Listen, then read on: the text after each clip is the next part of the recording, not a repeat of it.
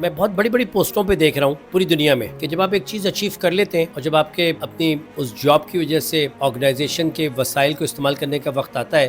تو آرگنائزیشن کی کوشش ہوتی ہے کہ وہ آپ سے چھٹکارا پائے اور آپ کو جبری ریٹائرمنٹ دے دیتی ہے یا آپ کو فارغ کرنے کی کوشش کرتی ہے. اس کے مقابلے میں اگر جو ایک بڑا آج کل مشہور لفظ چل رہا ہے انٹرپرینورشپ،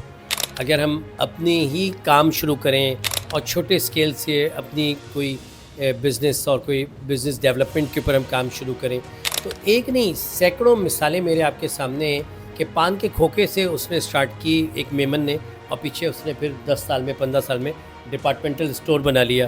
2 گاڑیاں کھڑی کر کے ایک گاڑی کھڑی کر کے کسی شو روم پہ بیٹھنے کی جگہ مانگی اور آج اپنا شو روم بنا کے بیٹھا ہوا ہے. وہ نوجوان جو میرا بہت اچھا دوست ہے جو اپنے فٹ پاتھ پہ بیٹھ کے انگلینڈ یونیورسٹی میں بچوں کو ایڈمیشن کراتا تھا اور ایک دن میں نے اس کو بیٹھے ہوئے دیکھا فٹ پاتھ پہ تو میں نے کہا دن میں تو میری کلینک فارغ ہوتی ہے، میں تو 5 کے بعد آتا ہوں ٹریننگ کر کے. تو اس نے وہاں بیٹھنا شروع کر دیا. اس کے بعد جب 500-400 ایڈمیشن اس یونیورسٹی میں کرا دیے تو یونیورسٹی کراچی آئی دیکھنے کے لیے ملنے کے لیے. ان کا گورا آیا، انہوں نے یونیورسٹی روڈ کے اوپر اس کو پورے فلور کا آفس دلایا، اس کو اتنا فنڈ دیا کہ اس نے کے ڈی آفیسز میں اپنا مکان بنایا، نئی سوک خریدی اور آج شاید پاکستان کا سب سے بڑا اسٹوڈنٹ کونسلر ہے وہ.